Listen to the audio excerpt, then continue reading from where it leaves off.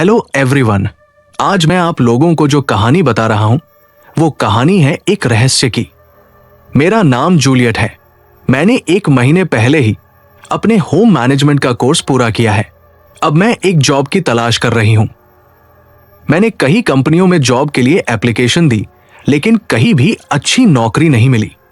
एक दिन मैं अपने लैपटॉप पे जॉब एप्लीकेशन देख रही थी, तभी मुझे एक पोस्ट दिखा। उसने लिखा था कि एक 4 मंजिल का घर है और उसे संभालने के लिए एक मैनेजर की जरूरत है। मैंने थोड़ी सी भी देर न करते हुए एप्लीकेशन फॉर्म भर दिया। वो मेरी जिंदगी की सबसे बड़ी गलती थी, पर तब मुझे भनक भी नहीं थी कि कुछ ऐसा भी हो सकता है। फिर 2 दिन मैंने इंतजार किया, पर उनकी तरफ से कोई रिस्पॉन्स नहीं आई। तो मुझे लगा हर बार की तरह ये काम भी मुझे नहीं मिलने वाला। लेकिन अप्लाई करने के तीसरे दिन पर जब मैंने लैपटॉप खोला तो एक नोटिफिकेशन था। मुझे वो जॉब मिल चुकी थी। मुझे घर के मालिक ने एक नोट फैक्स किया था। उसमें उन्होंने घर का पता लिखा था जिसका मुझे ख्याल रखना है, और उसके बाद लिखा कि मुझे इस नोट में बताए गए हैं कि सभी नियमों का सख्ती से पालन करना है। मुझसे कोई गलती नहीं होनी चाहिए। ये बात मुझे बहुत अजीब लगी कि एक घर में रहने के क्या नियम हो सकते हैं भला। और लिखा था कि फिलहाल घर में कोई नहीं रहता। नियम नंबर 1, घर के किसी भी सामान को छेड़ना नहीं है। नंबर 2, रात को 10 बजे से पहले आपको दिए गए कमरे में जाना है और सभी दरवाजे और खिड़कियां अच्छे से लॉक करने हैं। नंबर 3, रात को 12 बजे के बाद कोई शोर नहीं करना है, बिल्कुल भी नहीं, और चाहे कुछ भी हो जाए बाहर नहीं निकलना है। नंबर 4, हमारे घर में कोई नहीं रहता तो अगर कोई भी आपको आवाज दे तो इग्नोर करना है, उसे कोई जवाब देना नहीं है। नंबर 5, घर में लगी हुई किसी भी स्टैचूज को छूना नहीं। नंबर 6, रूम नंबर 113 में नहीं जाना, चाहे कुछ भी हो। मुझे ये बात पढ़कर अजीब लगता है कि 4 फ्लोर के घर में 113 नंबर का कमरा हो सकता है। ये कमरा 4 मंजिल पर है, हो सके तो उस मंजिल पर जाना ही नहीं है। आगे लिखा था कि तुम्हें जॉब 2 दिन में ज्वाइन करनी है। और एक आखिरी और महत्वपूर्ण नियम नंबर 7, घर की सफाई कराने के लिए एक नौकर है जो सुबह 7 बजे घर की सफाई करा के चला जाएगा, पर तुम्हें सुबह 8 बजे से पहले कमरे से बाहर नहीं निकलना है और तुम्हें 1 महीने के $10,000 मिलेंगे। और ये मेरे लिए बहुत थी। मेट्रो से उस एड्रेस पर जाती हूं। वहां मुझे एक व्यक्ति मिलता है जिसकी उम्र 55 जितनी होगी। वो थोड़े अजीब दिखते थे। उनकी आंखें जैसे चेहरे पे लगा दी हो ऐसा लग रही थी, जो बहुत ही डरावनी थी। उन्हें बताएं कि तुम्हारा कमरा नंबर 201 जो 2 मंजिल पर है और घर के पीछे एक बड़ा फार्म है, वहां पे लगे हुआ फल या सब्जियां तुम उपयोग कर सकती हो और बेच भी सकती हो। और हाँ, तुमने सारे नियम तो पढ़े ही होंगे और याद रखना ये नियम तुम्हें फॉलो करने ही होंगे। और इतना कह के वो आदमी चला जाता है। फिर मैं घर में जाती हूं। मुझे घर में कुछ भी अजीब नहीं लगा। वहां सब कुछ ठीक ही था। मुझे वो घर काफी पसंद आया। वो घर बहुत अच्छा था। उसी लकड़ी का फर्नीचर था। मैं अपने रूम में गई और मैं अपना सामान रखती हूं।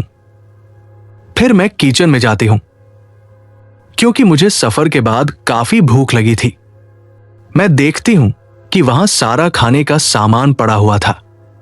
मुझे ये अजीब तो लगा, पर फिर सोचा कि शायद वो बुजुर्ग आदमी जो पहले यहां थे वही छोड़ के गए होंगे। मैंने एक गेहूं की ब्रेड का पैकेट उठाया और उसको टोस्ट किया और जूस लेके हॉल के काउच पर गए और टीवी लगाया। उसमें एक हॉरर फिल्म आ रही थी। मैंने फिल्म पूरी की और तब मैंने अपनी घड़ी में देखा तो 10 बजने में 20 मिनट ही बाकी थी। मुझे यहां रहने के नियम याद आ गए और मैं सब वापस किचन में रख के टीवी बंद कर दिया और अपने कमरे में चली गई। पर मुझे 12 बजे पहले सोने की आदत नहीं है, तो मैं फोन पे गाने लगा के, एयरपॉड लगा के अपनी डांस प्रैक्टिस करना शुरू करती हूं। करीब आधा घंटा हुआ होगा कि मुझे ऐसा लगा कि मेरे कमरे के दरवाजे पर कोई मुझे देख रहा है। मैंने देखा तो वहां कोई नहीं था। मैं वैसे भी डांस प्रैक्टिस करके थक गई थी, तो बिस्तर पर लेट जाती हूं। बिस्तर पर मुझे कैसे नींद आ गई मुझे खुद पता नहीं रहा। सुबह सूरज की किरण से मेरी आंख खुलती है मैंने घड़ी में देखा तो सुबह के 9 बजे थे। मैं उठती हूं और शॉवर लेने के लिए चली जाती हूं। मैं जब नीचे आके एके देखती हूं तो सारे घर की सफाई हो चुकी थी। रात को मैंने जो व्यंजन बिना धोए छोड़ी थी वो भी धुली हुई थी और अपनी जगह रख दी गई थी।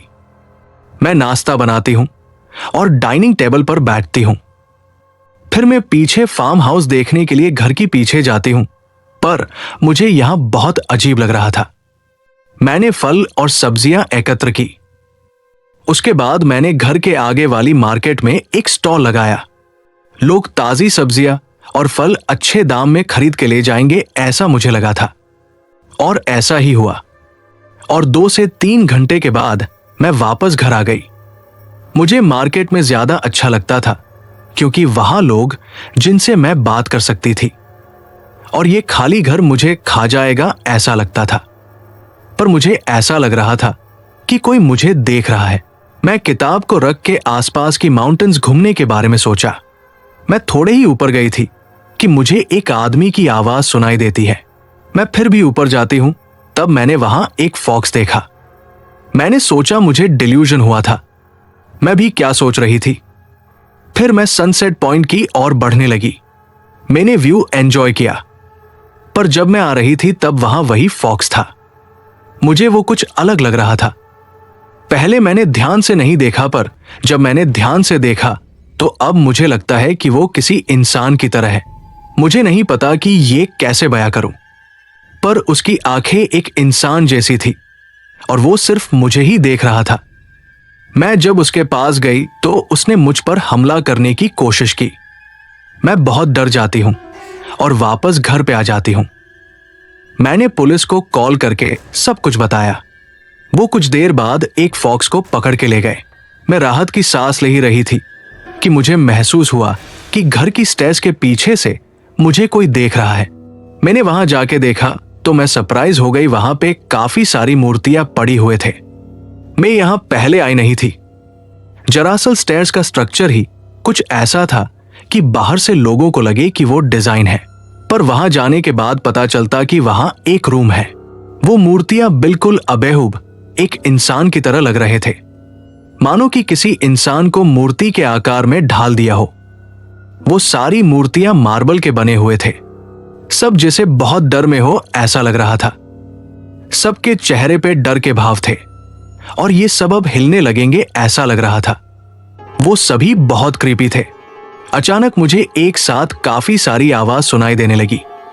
मैं बहुत डर गई और वहां से भाग के अपने कमरे में चली गई और दरवाजे बंद कर दिया और दरवाजे की आगे स्टडी टेबल रख दी ताकि कोई दरवाजा तोड़ ना पाए। मैं ब्लैंकेट को कस के पकड़ती हूं और जैसे तैसे करके सोने की कोशिश करती हूं। मेरी आंखें सुबह 6 बजे खुलती हूं। मुझे लगता है अच्छा है अब जो घर की सफाई करते थे वो आ गए होंगे। मैं कमरे के बाहर जाने ही वाली थी, पर मुझे वो नियम याद आ जाते हैं। मुझे 8 बजे से पहले नहीं जाना है। मैं 8 बजने का इंतजार करती हूं। During that whole time I was hearing little noises from outside. शायद बाहर जो इंसान है वो सफाई कर रहे होंगे। 8 बजने के बाद मैं जाती हूं और दरवाजे के लोग चेक करती हूं। दरवाजा अंदर से बंद था। अंदर से दरवाजा बंद था तो वो इंसान रोज अंदर कैसे आता था? ये सोचते ही मैं शिवर करने लगती हूं। मैं जल्दी से तैयार होती हूं और फार्म में से फल और सब्जी कलेक्ट करने चली जाती हूं। फिर स्टॉल पे जाती हूं। मैंने वहां के लोगों को सब कुछ बताया। उन्होंने बताया कि ये घर बहुत रहस्यमयी है, पर इसका इतिहास यहां कोई नहीं बता सकता, हमें माफ कीजिए। उसके बाद मैं स्टॉल बंद करके वापस कंपाते हुए पैरों से घर की ओर बढ़ने लगती हूं। मैं घर में जाती हूं। मुझे आज ऐसा लग रहा था कि घर का आकार पहले से छोटा हो चुका है। मुझे कुछ समझ में नहीं आ रहा। अब मैं अपना सर पकड़ के काउच पर बैठ जाती हूं। फिर मैं फोन को साइड में रख के कुछ सोचने लगती हूं। फिर मैं अपने बैग से एक बंदूक निकालती हूं और अपने पास रख लेती हूं सुरक्षा के लिए। मैं अपने बेस्ट फ्रेंड मैक को कॉल करती हूं और उसे बताती हूं कि मैंने तुम्हें जो एड्रेस सेंड कर रही हूं वहां जल्दी आ जाओ और कुछ भी छूना मत। और कुछ भी नोटिस किए बिना दूसरी मंजिल पर आना। मैं कॉल कट करती हूं।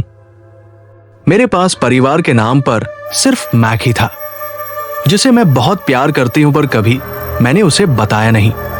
फिर मैं घर की बाहर जाके मैक का इंतजार करने लगती हूं। तभी अचानक किसी ने मुझे पीछे से धक्का दिया। मैं अपने घुटनों के बल गिरती हूं। मैं पीछे देखा तो एक मूर्ति थी। अचानक ये मूर्ति यहां कैसे आ गई? मैं खेत की कुल्हाड़ी को मूर्ति पे जोर से मारती हूं। वो मूर्ति छोटे छोटे टुकड़ों में बिखर जाती है।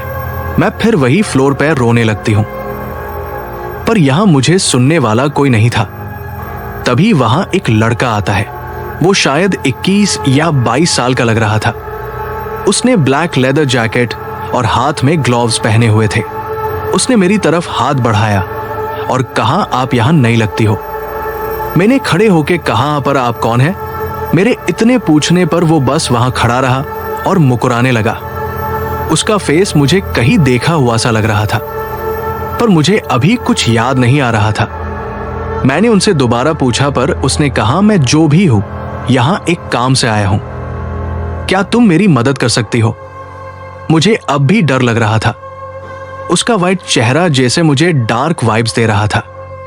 उसकी आंखें मुझसे कुछ छुपा रही हो, ऐसा मुझे लग रहा था। तभी फार्म की ओर से कुछ आवाज आने लगी। मैं वहां गई तो वहां 2 फॉक्स दिखे। मुझे वापस वो सब कुछ याद आने लगा। जब मदद मांगने के लिए वापस आई तो वो लड़का वहां नहीं था। If you like this story, so please do like, subscribe and share.